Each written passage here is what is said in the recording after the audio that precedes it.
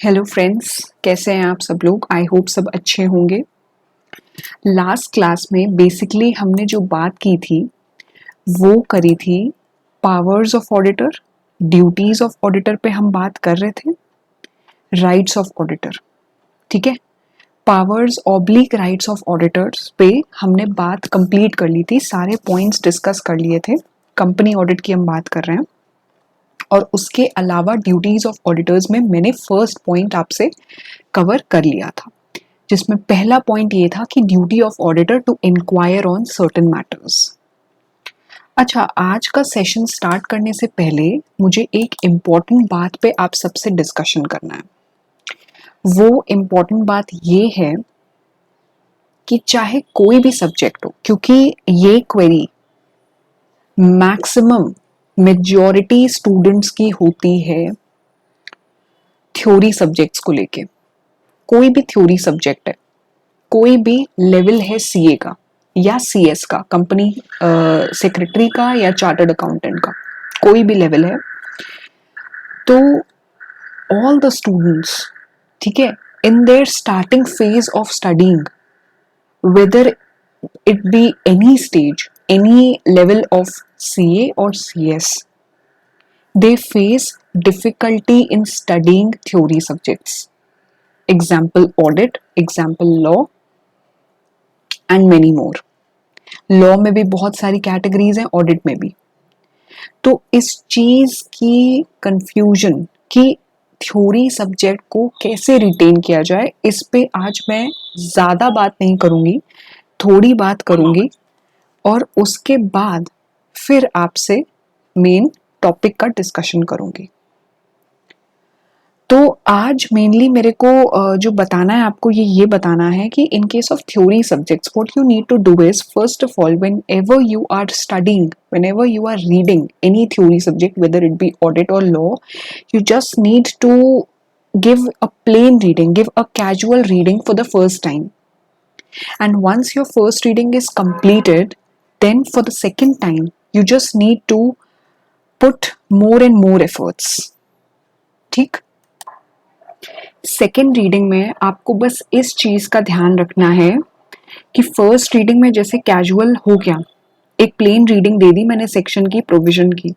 Second reading में अगर आप एक पर्टिकुलर सेक्शन लेके चल रहे हैं, चाहे वो कंपनीज एक्ट ही क्यों ना हो, फॉर एग्जांपल सेक्शन 143 पढ़ रहे हैं, 141 पढ़ रहे हैं, कोई भी पढ़ रहे हैं, तो उसमें आप उस सेक्शन को बहुत ध्यान से पढ़िए। ये चीज होगी आपके साथ, ये चीज कई बार होगी कि सेक्शन रीड करते time you will feel bored, you will feel monotonous, you will feel like sleepy, ठीक है, and the topic will be seeming so boring that you will just feel कि अभी सो जाएं। तो इसलिए सेकेंड रीडिंग जब करें तो अपने साथ पानी जरूर रखिए, पानी जरूर रखिए, ग्लास ऑफ वाटर जरूर रखिए, बीच में सिप्स ऑफ वाटर जरूर लेते रहिए रीडिंग करते टाइम, क्योंकि आपको नींद आती है।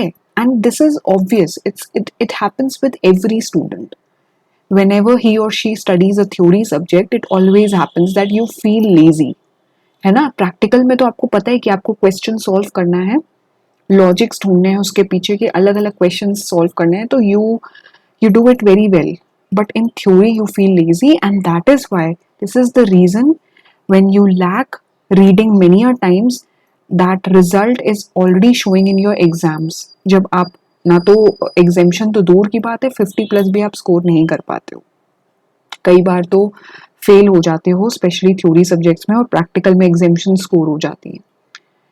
तो थ्योरी सब्जेक्ट्स में आप उसे सेकेंड टाइम रीडिंग जो करें और थर्ड टाइम जो रीडिंग करें ना, सेकेंड टाइम जैसे फर्स्ट रीडिंग में तो आपने प्लेन रीडिंग करी, सेकेंड रीडिंग में आपने उस पर थोड़ा और स्ट्रेस किया, ग्लास ऑफ वाटर रखा, बीच में सिप्स ऑफ वाटर ले, you can also have coffee, क्योंकि कॉफी का तो इफेक्ट सब जानते ही कैसा होता है, ठीक। बट मैं उस पर ज़्यादा एडवाइज मैं नहीं करूँगी कि आप उसका इनटेक बढ़ा दीजिए बहुत, क्योंकि हर किसी चीज़ का, कोई भी चीज़ हो उसका अगर आप कंजम्पशन एक्सीड करेंगे तो वो आपकी हेल्थ के लिए अच्छा नहीं होगा। तो कॉफ़ी भी लीजिए, बट सिप्स ऑफ वाटर ज़रूर लेते रहिए सेक्शन की रीडिंग करते टाइम। थर्ड रीडिंग जो आप करिए उसमें कोशिश करिए लर्न करने की। जो भी सेक्शन है, प्रोविजन जो भी मेंशन्ड है, उसे लर्न करने की कोशिश करिए। Try to learn it, try to ponder it. और जब आप लर्न करने की कोशिश करोगे, ठीक है, ऐसा नहीं कि बहुत लंबा चौड़ा सेक्शन है, उसे आप बैठ गए और आपको सुबह से रात तक हो गई है और आपको लर्न नहीं हो रहा है, तो ये चीज नहीं करनी है आपको। जो उसकी जिस्ट है ना, उस सेक्शन की जो जिस्ट है, समरी है, उसे लर्न करना है, तो वो आप लर्न करिए। उसके बाद बुक बंद करके बैठ जाइए, फिर कुछ और टॉपिक उठाइए पढ़ने के लिए। भले ही प्रैक्टिकल सब्जेक्ट कर लीजिए या कोई और सब्जेक्ट कर लीजिए, बट फिर कोई और टॉपिक ही उठाइए। लेकिन कोशिश यही करिए कि थ्योरी सब्जेक्ट्स में एटलीस्ट 3 रीडिंग्स दीजिए फर्स्ट टाइम में। और अब रही बात रिवीजन की, तो जैसे आपने कोई भी चैप्टर रिवाइज किया, ऑडिट का फर्स्ट चैप्टर ही क्यों ना रिवाइज कर लिया, सीए आईपीसीसी या सीए इंटरमीडिएट का या सीए फाइनल का कोई भी टॉपिक उठाया या ऐसे उठाया, स्टैंडर्ड्स ऑन ऑडिटिंग उठाए रिवाइज करने के लिए, तो ऐसे 200 ही उठाया, 250 उठाया। अब पहले माइंड में बिना देखे सोचिए। अब देखिए 3 बार रीडिंग कर ली आपने फर्स्ट डे, अब ऐसा नहीं कि बिल्कुल ही आपको छोड़ देना है टॉपिक। नेक्स्ट डे और उसके बाद जितने भी अपकमिंग डेज हो, कम से कम 3 से 4 दिन तक आप उस टॉपिक को कम से कम 15 से 20 मिनट के लिए रिवाइज जरूर करें। जैसे जो भी आपका टाइम टेबल सेट हो पढ़ाई का, उसे फॉलो करिए।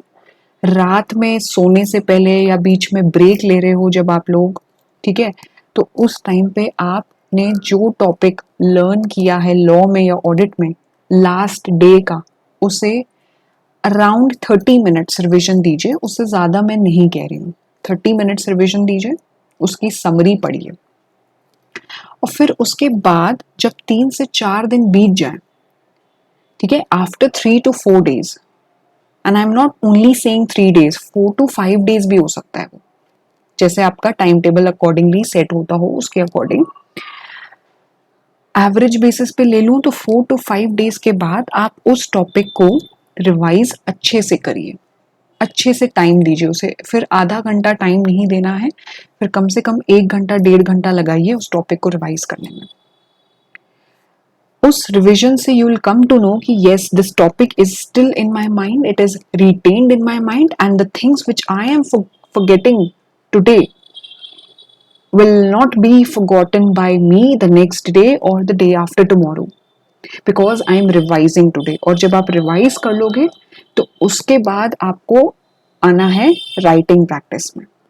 भले ही आप मॉक टेस्ट पेपर उठा लीजिए, रिविजन टेस्ट पेपर उठा लीजिए, but you will have to start practicing in writing.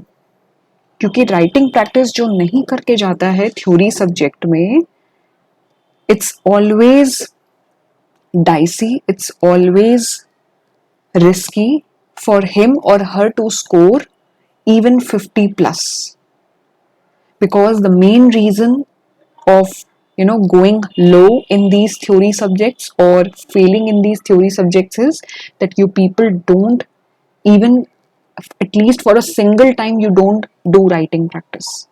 तो राइटिंग प्रैक्टिस जरूर करें।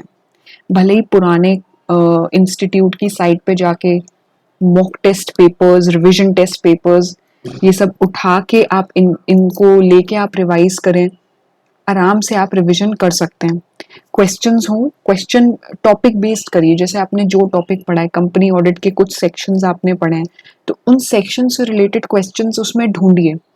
सजेस्टेड आते हैं इंस्टीट्यूट के, वो सब आपको इंस्टीट्यूट की साइट पे मिलेंगे। मैं कुछ के लिंक भी शेयर कर दूंगी अपने डिस्क्रिप्शन बॉक्स में, मैं कुछ के लिंक भी शेयर कर दूंगी, तो उसके अकॉर्डिंग आप वहां पे जाके विजिट करिए, उसके अकॉर्डिंग आप पढ़ सकते हैं। उन क्वेश्चंस को पढ़िए, उन क्वेश्चंस को पढ़ के खुद से आंसर फॉर्म करने की कोशिश करिए। और जब आप आंसर लिख लें नोटबुक में, तो उसे कंपेयर करिए इंस्टीट्यूट के आंसर से। इंस्टीट्यूट के आरटीपी के जो आंसर्स हैं रिवीजन टेस्ट पेपर्स के या मॉक टेस्ट पेपर्स के या सजेस्टेड के जो आंसर्स हैं, लास्ट ईयर जो क्वेश्चंस होते हैं, उसके आंसर से कंपेयर करिए कि उन्होंने कैसे फ्रेम किया है आंसर और आपने कैसे किया है, आपको अपनी गलतियां पता चल जाएंगी. You'll come to know about your weaknesses, you'll come to know where you are lacking. And even this will happen with you, that whenever you'll start writing na, first of all you'll have to just, you'll be thinking, you'll be a little bit confused ki how to begin, how to start, how to begin with the provision, and then how to start writing the case study based answer. एक para provision का हो गया, दूसरा para वो लिखना है, फिर conclude कैसे करना है. शुरू शुरू में you will face lot of problems, but जैसे जैसे आप हैबिट में लाओगे, उसे प्रैक्टिस करते रहोगे, then you will become an expert. उसके बाद आपको एग्जेम्पशन भी आराम से स्कोर हो सकती है, चाहे लॉ का पेपर हो या ऑडिट का पेपर हो. तो बस मुझे यही बताना था. अब हम अपनी आज की क्लास स्टार्ट करते हैं. तो आज की क्लास में मेनली हमें जो डिस्कस करना है वो करना है ड्यूटीज ऑफ ऑडिटर्स. अब ड्यूटीज ऑफ ऑडिटर्स में मेनली हमने फर्स्ट पॉइंट डिस्कस कर लिया था कि ऑडिटर की ड्यूटी क्या होती है, कि कुछ कुछ मैटर्स पे वो इंक्वायर करे. इंक्वायरी करना ज़रूरी है, नहीं तो ऑडिट का मतलब क्या रह जाएगा. अगर वो इंक्वायरी प्लेस ही नहीं करेगा तो फिर ऑडिट का मतलब क्या रह जाएगा. That is why inquiry is must. तो उसमें जैसे कुछ हम लोग ने बात करी भी थी, ये तो कॉस्ट ऑडिट पे हम आ गए. अब उसमें जैसे मैंने आपको बताया था कि लोन्स एंड एडवांसेस के बारे में देखना है ना, सिक्योर्ड है नहीं है, ये कुछ बातें करनी है. और अभी जैसे हम लोग अभी फर्स्ट पॉइंट में और क्या क्या चीज़ें हम लोग ने कवर की थी. ट्रांजैक्शंस जो हैं वो प्री जुडिशियल तो नहीं है to the interest of company या मेंबर्स. लोन्स एंड एडवांसेस जो कंपनी ने दिए हैं वो डिपॉजिट्स तो नहीं दिखाए गए हैं, या किसी डायरेक्टर के मान लीजिए ऑफिशियल एक्सपेंसेस दिखा दिए गए हैं पीएनएल में कंपनी के बिजनेस टूर के, जबकि उसने अपना पर्सनल टूर किया है, फॉरेन टूर किया है, और उसे दिखा रहे हैं ऑफिशियल बिजनेस टूर. ठीक है, तो ऐसे एक्सपेंसेस कहाँ रेवेन्यू अकाउंट, कंपनी के रेवेन्यू अकाउंट में तो नहीं चार्ज हो रहे हैं. तो ये सब चीजें ऑडिटर को देखनी ही है.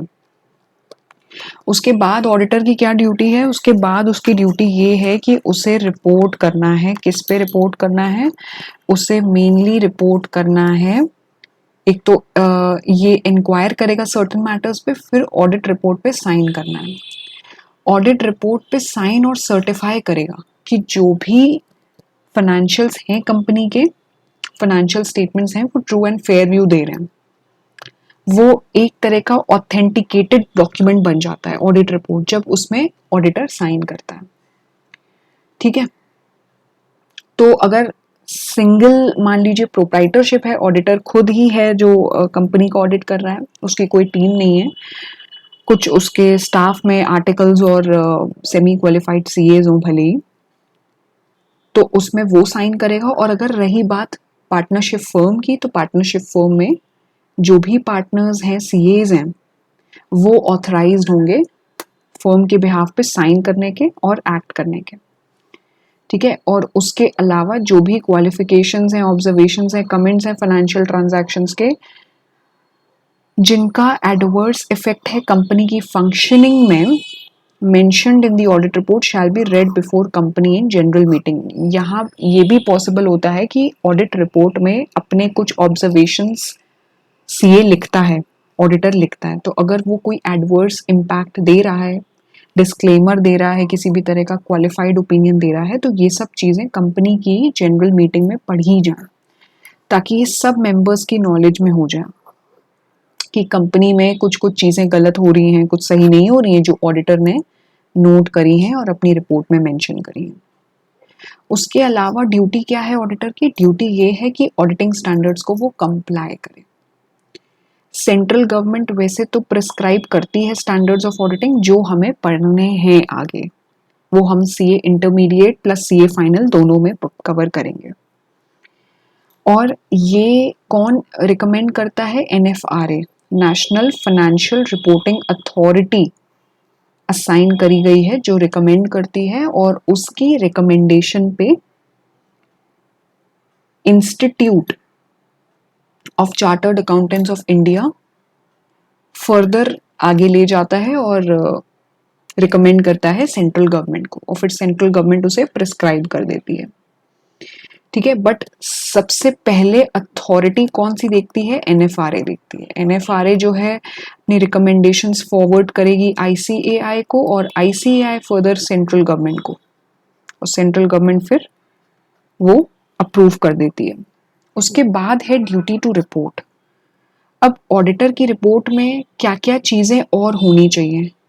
पहली चीज तो ये होनी चाहिए कि उसने हर तरह की इंफॉर्मेशन, एक्सप्लेनेशंस जो बेस्ट हो उसकी नॉलेज में, बिलीफ में, ऑडिट के पर्पस से, वो सब उसने ली हो। और अगर कुछ इंफॉर्मेशन ना भी मिल पाई हो तो डिटेल्स कि ये इंफॉर्मेशन नहीं मिल पाई है, इसका इफेक्ट क्या हो सकता है फाइनेंशियल स्टेटमेंट्स पे, तो वो डिटेल्स मेंशन दो। जैसे मान लीजिए ऑडिटर को कुछ डायरेक्टर्स की अभी भी इंफॉर्मेशन नहीं मिल पाई है कि उन्होंने किन किन कंपनी से लोन ले रखा है, किन किन कंपनी में उनका कितना स्टेक है, और अपनी कंपनी में वो कितने टाइम से। अब ये सब इंफॉर्मेशन तो देखिए एमसीए पे मिल जाती है डायरेक्टर्स से रिलेटेड, बट कुछ ऐसी इंफॉर्मेशन है जो डायरेक्टर की और कंपनी के इंटरेस्ट को अफेक्ट कर सकती है, स्पेशली कंपनी के इंटरेस्ट को। तो अगर वो इंफॉर्मेशन डायरेक्टर से नहीं मिल पाई है तो उसका इफेक्ट क्या हो सकती है फाइनेंशियल स्टेटमेंट्स में, उसकी डिटेल जरूर मेंशन कर दें। उसके बारे में भी ऑडिटर जो है बता सकता है कि हाँ डायरेक्टर का जैसे कोई लोन हो सकता है जिसकी अभी ऑन रिकॉर्ड्स इंफॉर्मेशन नहीं मिल पाई है, बट उसके लिए वो ये चीज के लिए ऑडिटर कॉन्फिडेंट होना चाहिए कि हाँ सच में ऐसा लोन हो। या तो डायरेक्टर ने अपने एंड से एक कंफर्मेशन दिया हो, बट वो कह रहा हो कि ऑन रिकॉर्ड्स ये आपको मिलेगा नहीं, अपने अलग वो रीजंस दे दे उस केस में, तो ये चीजें पॉसिबल हैं। तो उसके लिए ऑडिटर को थोड़ा कॉन्फिडेंट होना चाहिए, कॉन्फिडेंट होना पड़ेगा, तभी वो ये डिटेल जो है अपनी ऑडिट रिपोर्ट में मेंशन कर पाएगा। क्योंकि ये ऑडिट रिपोर्ट तो सबको सर्कुलेट होती है ना, बैंकर्स को भी जाएगी, ये लेंडर्स को, स्टेक होल्डर्स को, सबके पास जाएगी। तो ट्रू एंड फेयर व्यू दे, ये सबसे ज्यादा जरूरी है। नेक्स्ट पॉइंट ये आता है कि उसके ओपिनियन में, यानी कि ऑडिटर के ओपिनियन में, प्रॉपर बुक्स ऑफ अकाउंट्स जो भी लॉ में रिक्वायर्ड हैं वो कंपनी ने रखी हैं, और प्रॉपर रिटर्न्स जो हैं for the purpose of his audit have been received from branches not visited by him. अब कंपनी की 8 से 9 ब्रांचेस हैं, हर एक ब्रांच विजिट करना ऑडिटर के लिए पॉसिबल नहीं था। तो जो भी बुक्स एंड अकाउंट्स कंपनी ने जो रखी हैं अपनी ब्रांचेस की, वो उसने अच्छे से ऑब्जर्व कर ली हैं, और जो भी रिटर्न्स हैं एडिक्वेट, जैसे कंपनी के केस में एक एनुअल रिटर्न भी फाइल होता है ना, जो ये रिक्वायरमेंट, ये चीज एमसीए की है basically, ministry of corporate affairs. तो अगर एनुअल रिटर्न है तो एनुअल रिटर्न भी फाइल हो रहा है, फिर अलग अलग जो भी फॉर्म्स हैं, रिटर्न्स हैं ऑडिट के पर्पस से, वो ब्रांचेस अगर ऑडिटर विजिट नहीं कर पा रहा है, फिजिकल इंस्पेक्शन नहीं कर पा रहा है, बट तब भी वहाँ से उसने रिटर्न्स जैसे वहाँ के ऑफिशियल से, वहाँ के मैनेजर से डिस्कस करके वो रिसीव कर लिए हैं कंपनी के रजिस्टर्ड ऑफिस में, और उन्हें चेक कर लिया है, उन्हें ऑब्जर्व कर लिया है। फिर कोई भी रिपोर्ट हो ब्रांच ऑफिस के अकाउंट्स पे लेके by a person other than company's auditor has been sent to him under the provision to that subsection and in the manner in which he has dealt with it in preparing the report। यानी कि branch के auditors मान लीजिए अगर अलग हैं तो उन्होंने भी तो अपनी रिपोर्ट दी हुई है, तो वो रिपोर्ट का एक्सेस भी अपने कंपनी ऑडिटर के पास होना चाहिए। वो रिपोर्ट देखने का उसे पूरा हक है, और किस वे में वो रिपोर्ट बनाई गई थी उसके बारे में जानना भी उसके पास पूरा राइट है, पूरा राइट है। तो ये ड्यूटी में क्यों आ रहा है? अब आप सोच रहे होगे ये तो राइट है, तो ये ड्यूटी में क्यों आ रहा है?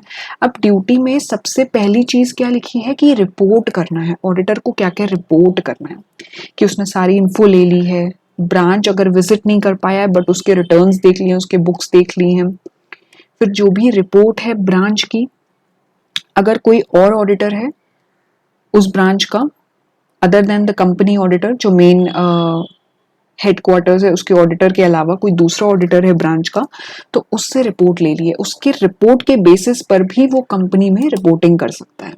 जैसे कोई एक ब्रांच है जो बहुत अच्छी नहीं चल रही है, उसे लॉसेस बेयर हो रहे हैं और उसके लॉसेस की वजह से कुछ कुछ रीइंबर्समेंट्स मेन हेडक्वार्टर्स को करना पड़ रहा है, मेन हेड जो है कंपनी का जो हेड ऑफिस है मेनली, उसे रीइंबर्समेंट्स करने पड़ रहे हैं, यानी कि पेरेंट कंपनी को। तो वो अगर कर रही है तो उस केस में ब्रांच ऑडिटर से पूरी तरह से इन्वेस्टिगेशन करना कि अब उनकी रिपोर्ट तो ले ली, वो तो स्टडी कर ली, बट उसके अलावा उन्होंने कैसे रिपोर्ट प्रिपेयर की, क्या क्या उन्होंने वहाँ पॉइंट्स ऑब्जर्व करे, उसके बारे में जानना, क्योंकि वो भी बेसिस बनेगा रिपोर्टिंग का। वो भी चीज ऑडिटर अपनी रिपोर्ट में मेंशन कर सकता है। फिर उसके अलावा ये कि कंपनी की जो बैलेंस शीट है, पीएल है, वो कैसे डील हुई हो with in the report are in agreement with books and accounts and returns. Whether the company's balance sheets and PL dealt with in the report are in agreement with books and accounts and returns. Company के जो books हैं, company के returns हैं, उसके according ही balance sheet PL बनाई गई है। Financial statements जो हैं वो अकाउंटिंग स्टैंडर्ड्स को फॉलो कर रहे हैं कि नहीं, और अगर कोई भी ऑब्जर्वेशंस हैं ऑडिटर की, अगर उनका कोई एडवर्स इम्पैक्ट तो नहीं है कंपनी की फंक्शनिंग में, ऐसा तो नहीं कि ऐसा कोई ऑब्जर्वेशन ऑडिटर ने दे दिया जिसकी वजह से हो सकता है स्टेक होल्डर्स पीछे हट जाएं इन्वेस्ट करने में कंपनी में, या बैंकर्स लोन देने में रिलक्टेंट हो वो रिपोर्ट पढ़ने के बाद, तो उसकी वजह से कंपनी की फंक्शनिंग में एडवर्स इफेक्ट आ सकता है ना। तो ये observations of the auditors on financial transactions or matters which have any adverse effect on functioning of company, या फिर कोई ऐसी चीज ऑडिटर ने ऑब्जर्व करी है, देखी है कंपनी में, जो उसे लगता है कि अगर ये सही नहीं हुई, फॉर एग्जांपल इंटरनल कंट्रोल है, अगर ये सही नहीं हुआ, इंटरनल कंट्रोल किस चीज में, जो सेल्स डिपार्टमेंट है उनकी वर्किंग में, कंपनी का जो सेल्स डिपार्टमेंट है वो सही से वर्क नहीं कर रहे हैं, वो बिल्कुल मिसमैनेजमेंट है उनके यहाँ, कुछ पता नहीं है, रिकॉर्ड्स नहीं है कि दिन में कितनी सेल हो रही है, कितने गुड्स की सेल हो रही है, कितने प्राइस पे हो रही है, कौन सी प्राइसिंग टेक्निक लग रही है, फिर उसकी पूरी डिटेल स्टॉक डिपार्टमेंट के पास नहीं जा रही है कि इतने सेल हुए, इतना क्लोजिंग स्टॉक बचा। तो अगर ये मान लीजिए वीकनेस ऑडिटर ने देखी है और इसमें कोई भी इंप्रूवमेंट नहीं हो रहा है, तो ये चीज वो मेंशन करेगा ऑडिट रिपोर्ट में। फिर अगर कोई डायरेक्टर तो नहीं डिस्क्वालिफाइड है डायरेक्टर बनने से, देखिए जैसे ऑडिटर की डिस्क्वालिफिकेशंस होती है, सेम डायरेक्टर की भी होती हैं, बट उसका अलग सेक्शन होता है, उसके अलग कुछ पॉइंट्स होते हैं।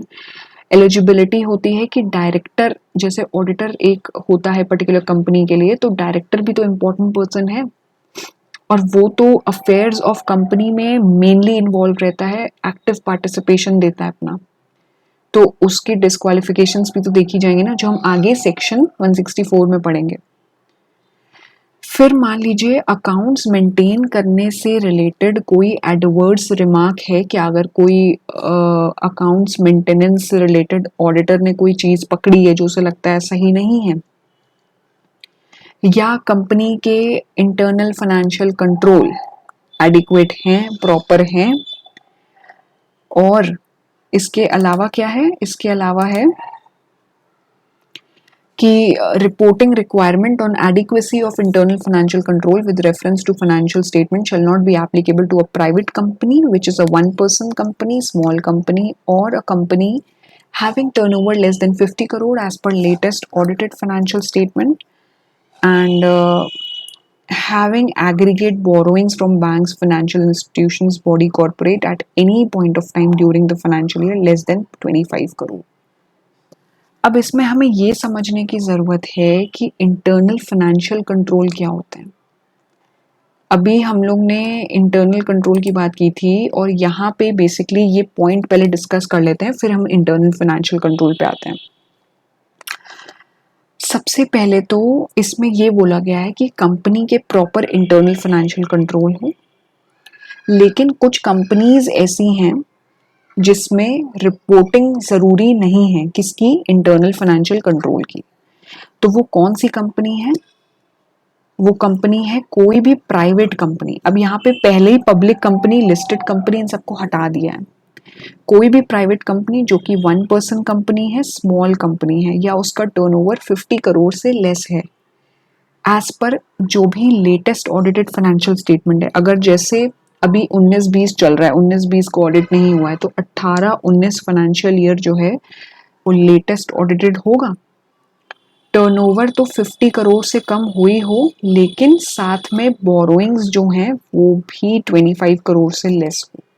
तो ये दोनों कंडीशंस फुलफिल होनी चाहिए उस प्राइवेट कंपनी के केस में, तभी उसे इंटरनल फाइनेंशियल कंट्रोल की रिपोर्टिंग नहीं करनी पड़ेगी। तो इसी को इन्होंने चार्ट फॉर्म में लिख के दे दिया है।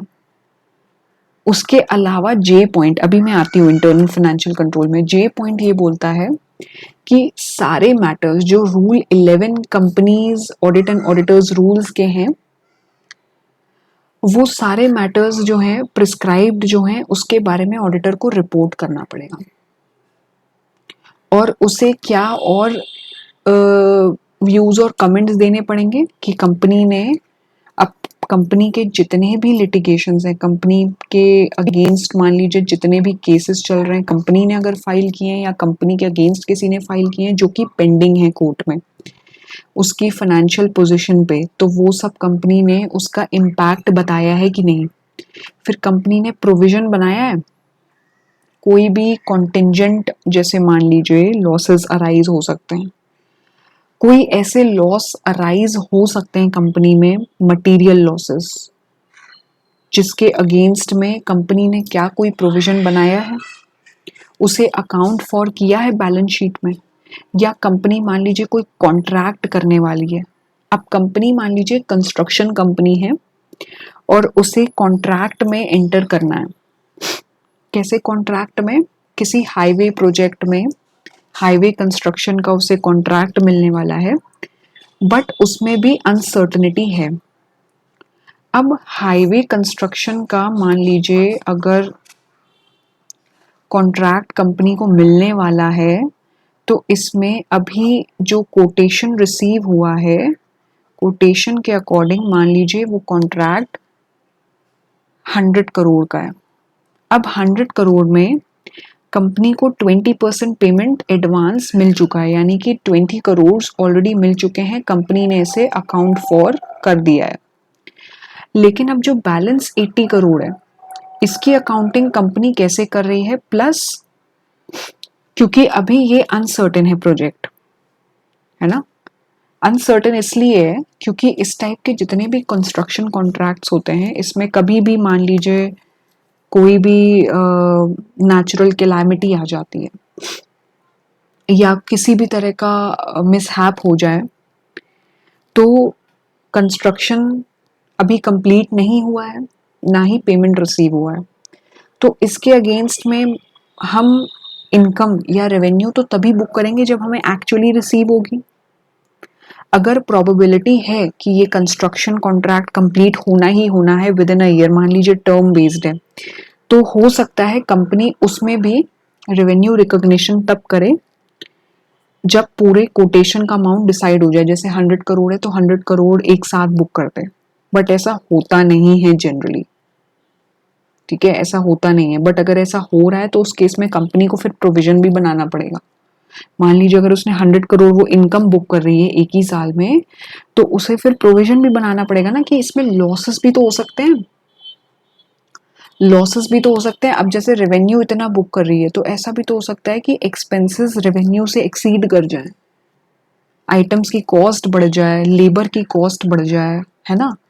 क्योंकि डिमांड एंड सप्लाई फोर्सेस जो फ्लक्चुएट होते हैं मार्केट में, उसकी वजह से किसी की भी कॉस्ट घट बढ़ सकती है। जैसे गोल्ड का प्राइस कट बढ़ सकता है, सिल्वर का, फिर ऐसे ही स्टॉक मार्केट में जब आप ट्रेडिंग करने जाते हो तो उसमें भी शेयर प्राइसेस कितने फ्लक्चुएट होते हैं। तो कंपनी को प्रोविजन बनाना पड़ता है फिर ऐसे कॉन्ट्रैक्ट्स में, या जैसे डेरिवेटिव कॉन्ट्रैक्ट्स हो गए, है ना। कंपनी अगर डील कर रही है किसी भी शेयर में तो उस केस में भी उसे प्रोविजन का सोचना पड़ेगा ना। ऐसा तो है नहीं कि कंपनी जो है प्रॉफिट में रहेगी हमेशा। उसने जितने प्राइस पे खरीदा है मान लो शेयर, वो उससे ज्यादा प्राइस पे सेल कर ले, तो ये चीज तो पॉसिबल नहीं है ना। हो सकता है कंपनी का शेयर प्राइस गिर जाए और जितने पे परचेज किया था उससे और गिर जाए। तो अगर वो स्लैश कर जाए प्राइस तो उस केस में कंपनी जो इन्वेस्ट कर रही है उससे तो लॉस हो जाएगा। इसलिए बेटर क्या रहता है कि प्रोविजनिंग करते हुए चलो। ठीक है, फिर कंपनी ने क्या अमाउंट ट्रांसफर किया है investor education and protection fund. अब जैसे ये होता है ना investor education and protection fund, ये इसलिए मेंटेन होता है कि इसमें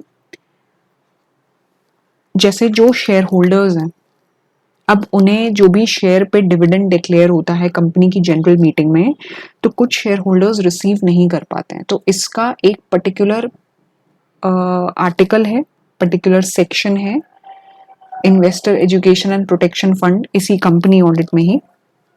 तो उसका मैं आपको थोड़ा सा आइडिया दे देती हूँ। जैसे मान लीजिए कोई शेयर होल्डर अगर डिविडेंड नहीं रिसीव करता है तो फिर उसका अमाउंट इस पर्टिकुलर फंड में ट्रांसफर होता है। उसमें कोई टाइम लिमिट होती है, वो टाइम लिमिट के अकॉर्डिंग जैसे ही वो टाइम लिमिट एक्सपायर होता है उसके बाद ही ये पैसा जो है उसका जो शेयर होता है डिविडेंड शेयर वो ट्रांसफर होता है इस अकाउंट में। जब शेयर होल्डर, कोई भी शेयर होल्डर जो एंटाइटल होता है डिविडेंड के लिए, वो जब क्लेम करने नहीं आता है तब। तो इस पॉइंट पे और एक पॉइंट मेरे को आपको और बताना है, इंटरनल फाइनेंशियल कंट्रोल और एक रूल 11 पे बात करनी है। उसके बाद फिर हम आपको duty to report on frauds पे आई विल बी कमिंग, कि फ्रॉड रिपोर्टिंग कैसे करनी है ऑडिटर को, उस पे फिर हम आएंगे। बट पहले ये समझ लेते हैं कि ये होते क्या है इंटरनल फाइनेंशियल कंट्रोल। सबसे पहले तो अगर हम बात करें इंटरनल फाइनेंशियल कंट्रोल की, तो बेसिकली देखिए, जैसे मैंने आपसे एक बार पहले बात भी करी थी इंटरनल कंट्रोल्स की, और ये जो है इंटरनल फाइनेंशियल कंट्रोल, इसके रिगार्डिंग जो है, जैसे हम लोग ने पहले एप्लीकेबिलिटी देखी कंपनीज की, तो मेनली इनका मतलब ये होता है, ये ऐसी पॉलिसीज और प्रोसीजर्स होती हैं जो कंपनी अडॉप्ट करती है ताकि बिजनेस इफेक्टिवली एफिशिएंटली रन करे, असेट्स प्रोटेक्टेड रहें, फ्रॉड्स डिटेक्ट हों ताकि उन्हें प्रिवेंट किया जा सके, एरर्स डिटेक्ट हो उन्हें प्रिवेंट किया जा सके, अकाउंटिंग रिकॉर्ड्स कंप्लीट हो, एक्यूरेट हो, फाइनेंशियल इंफॉर्मेशन टाइमली प्रिपेयर हो, एफिशिएंटली प्रिपेयर हो। तो ये कुछ मेनली पॉइंट्स होते हैं जो इंटरनल फाइनेंशियल कंट्रोल में जिन ध्यान दिया जाता है। इंटरनल फाइनेंशियल कंट्रोल में इन पॉइंट्स का ध्यान दिया जाता है। तो जैसे सत्यम का फ्रॉड हुआ था, है ना, आप लोग ने सुना होगा। तो उस केस में जब वो फ्रॉड ऐसा हुआ था कि उसमें खुद सीएस भी इन्वॉल्व हो गए थे, तो तब सार्बेन्स ऑक्सलीज एक्ट एक निकला था। ठीक है, वो जब निकला था तब फिर जितने भी इंडियन लेजिस्लेचर्स हैं उन्होंने, अब क्योंकि सार्बेन्स ऑक्सलीज जो रेगुलेशंस है वो यूनाइटेड स्टेट्स में फॉलो होती हैं, तो इस स्कैंडल के बाद जो लेजिस्लेचर्स हैं उन्होंने बेस्ट प्रैक्टिसेस खोजी, सर्च करी। तो उसमें से एक प्रैक्टिस है इंटरनल फाइनेंशियल कंट्रोल। जैसे इंटरनल फाइनेंशियल कंट्रोल में कुछ कुछ प्रोविजंस इसके अंडर में आते हैं, जैसे कि ऑडिट रिपोर्ट बनाते टाइम कंपनी ने इंटरनल फाइनेंशियल कंट्रोल फॉलो किए हैं कि नहीं, तो वो ऑडिटर को मेंशन करना है। फिर ऑडिट कमेटी का भी एक रोल होता है, वो भी इंटरनल फाइनेंशियल कंट्रोल देखती है कंपनी में, ऑडिटर्स से भी कहती है कि आप कमेंट करो। बोर्ड ऑफ डायरेक्टर्स की जो रिपोर्ट बनती है तो वो भी इंटरनल फाइनेंशियल कंट्रोल के बारे में अपनी तरफ से एक डिटेल देते हैं कि हाँ कंपनी में ये फॉलो हो रहे हैं। ठीक। डायरेक्टर की रिस्पॉन्सिबिलिटी स्टेटमेंट भी बनती है, ये सब चीजें आप पढ़ोगे अभी कंपनीज एक्ट में आगे, directors report, directors responsibility statement, तो वो भी इन्फो देती हैं कि आईएफसी ले डाउन हुए हैं और एडिक्वेटली वर्क कर रहे हैं। ठीक है, तो ये है मेन इंटरनल फाइनेंशियल कंट्रोल का मतलब। ठीक। अब ऑडिटर्स को कुछ बेंचमार्क्स बनाने पड़ते हैं कि इंटरनल फाइनेंशियल कंट्रोल कैसे इफेक्टिवली अचीव हो, कैसे वर्कआउट हो।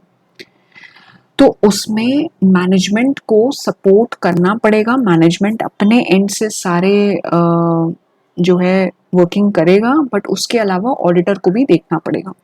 इसलिए इंटरनल फाइनेंशियल फ्रेमवर्क के लिए, इंटरनल फाइनेंशियल कंट्रोल के फ्रेमवर्क के लिए एक स्टैंडर्ड आता है SA 315। ठीक है, जो मेनली वर्क करता है कंट्रोल एनवायरनमेंट, रिस्क असेसमेंट, ठीक है, इंफॉर्मेशन सिस्टम, कंट्रोल एक्टिविटीज, इन सब चीजों पे जो हम आगे ऐसे में कवर करेंगे। अब इसकी डिटेल तो हम ऐसे 315 में कवर करेंगे, वरना ये फिर ये टॉपिक जो है हम फिर कंपनीज एक्ट से थोड़ा सा ऑफ द ट्रैक चले जाएंगे। तो ये मैंने आपको जिस्ट दे दी इंटरनल फाइनेंशियल कंट्रोल की, कि मेनली इसमें क्या क्या कवर्ड है, कि फ्रॉड्स, एरर्स डिटेक्ट हो, अकाउंटिंग रिकॉर्ड्स कंप्लीट हो, फाइनेंशियल इंफॉर्मेशन टाइमली प्रिपेयर हो, असेट्स प्रोटेक्टेड रहे एंड बिजनेस अच्छे से चले पॉलिसीज को फॉलो करते हुए। अब जो ये रूल 11 की बात कर रहे थे ना हम लोग, तो ये रूल 11 वही है जो अभी हम लोग ने डिस्कस किया, कि कंपनी जो है अपने पेंडिंग लिटिगेशंस की इन्फो दे रही है, कंपनी ने प्रोविजनिंग करी है कि नहीं, फिर कंपनी ने कोई अमाउंट ट्रांसफर करने में डिले तो नहीं किया है investor education and protection fund में। अब बात करते हैं investor education and protection fund की। तो अभी जैसे मैंने आपको बताया कि ये होता क्या है, इन्वेस्टर्स के इंटरेस्ट को प्रोटेक्ट करने के लिए एक फंड एस्टैब्लिश किया है सेंट्रल गवर्नमेंट ने। अगर मान लीजिए कोई भी अमाउंट कंपनी की तरफ से शेयर होल्डर को ड्यू है, शेयर होल्डर को रिसीव होना है, बट शेयर होल्डर ने क्लेम नहीं किया है, कोई डिविडेंड है मान लीजिए, जब डिक्लेयर हुआ 7 ईयर्स तक वो अनपेड रहा क्योंकि शेयर होल्डर ने क्लेम नहीं किया, तो उस केस में वो amount investor education and protection fund में ट्रांसफर हो जाता है। समझ रहे हैं आप लोग? जरूरी नहीं है अनपेड डिविडेंड ही ट्रांसफर हो, ऐसे और बहुत से अमाउंट होते हैं जो इसमें इस फंड में ट्रांसफर होते हैं, बट इसकी एक टाइम लिमिट होती है कि आप कंपनी की तरफ से, कि अगर मान लीजिए कंपनी का कोई अनपेड डिविडेंड अकाउंट है, उसमें पहले मनी ट्रांसफर हुआ और वो डिविडेंड शेयर होल्डर्स का, बहुत सारे शेयर होल्डर्स का था, वो डिविडेंड जो है शेयर होल्डर्स ने कम से कम 7 साल तक क्लेम नहीं किया डिक्लेरेशन डेट से, तो वो डिविडेंड फिर ट्रांसफर कर दिया जाता है investor education and protection fund में। ठीक है, वो अनपेड रहा 7 ईयर्स तक from the date of declaration, तो ये ट्रांसफर हो जाता है कंपनी के द्वारा, कंपनी के थ्रू, अलोंग विद इंटरेस्ट, कोई भी इंटरेस्ट अक्रू हुआ हो शेयर होल्डर्स को तो वो भी ट्रांसफर हो जाता है। ठीक। अब इसमें डिविडेंड्स के अलावा मान लीजिए एप्लीकेशन मनी कंपनी रिसीव करती है और उसमें भी मान लीजिए कुछ share holders excess amount deposit कर देते हैं कंपनी में और उसमें उनका रिफंड बनता है, और रिफंड जो ड्यू होता है वो शेयर होल्डर्स क्लेम नहीं करते हैं 7 ईयर्स तक, तो वो भी अनपेड अकाउंट में रहेगा। और 7 ईयर्स अगर हो जाते हैं तो फिर वो अमाउंट वो ट्रांसफर कहाँ कर देती है company, investor education and protection fund में। तो ऐसे और बहुत से अमाउंट्स होते हैं। ठीक है, जैसे शेयर होल्डर्स को जो ड्यू हुए, फॉर एग्जांपल मैंने आपको डिविडेंड बताया और एक एप्लीकेशन मनी बताया, तो इसमें ये चेक करना होता है रूल 11 के अकॉर्डिंग ऑडिटर को रिपोर्ट करना होगा कि कंपनी ने कोई डिले तो नहीं किया अमाउंट ट्रांसफर करने में। ये ना हो 7 के 8 से 10 साल हो गए और कंपनी ने अभी तक IEPF में अमाउंट ट्रांसफर नहीं किया है, तो ये देखना होगा। और फिर अगर उसके बाद भी एक लिमिट होती है, मान लीजिए शेयर होल्डर्स ने तब भी क्लेम नहीं किया, IEPF में ट्रांसफर होने के बाद भी क्लेम नहीं किया, तो फिर ये इन्वेस्टर्स के हित के लिए ही अमाउंट, ये पैसा गवर्नमेंट यूज करती है। तो इस केस में इन्वेस्टर्स के पास एक अच्छा बेनिफिट मिल जाता है, कंपनी जो है इस पैसे का मिसयूज नहीं कर पाती है, क्योंकि ये फंड जो है ये कौन रेगुलेट करता है? गवर्नमेंट। ठीक। अब इसके बाद के जो टॉपिक्स हैं, duty to report on frauds, reporting to the audit committee, disclosure in board's report, duty to report on any other matter, और इसके अलावा की जो ड्यूटीज जो बची ज़्यादा बची हुई हैं वो हम अपनी नेक्स्ट क्लास में कवर करेंगे। फिर हम नेक्स्ट क्लास से ही कारो शुरू कर देंगे। कारो इज रिपोर्टिंग, ऑडिटर्स रिपोर्ट में क्या रिपोर्टिंग जाती है वो शुरू कर देंगे। ठीक है, आज के लिए इतना ही। कोई भी डाउट हो प्लीज़ मुझे कमेंट बॉक्स पर लिख के भेजिए, या फिर इंस्टाग्राम पे मेरा पेज है by the name CA Jyoti tutorials, उस पर आप मुझे DM कर सकते हैं। मैं अपना एक नंबर भी एनक्लोज करती हूँ, उस पर भी आप इंक्वायरी कर सकते हैं। जूम क्लासेस के लिए इंक्वायरी कर सकते हैं, लाइव क्लासेस के लिए। वीडियो अच्छी लगी हो तो do not forget to like the video, share the video and subscribe my channel, press the bell icon for latest updates, and please feel free to ask any question if you face any kind of difficulty in this topic or any other topic. Okay, so goodbye, take care.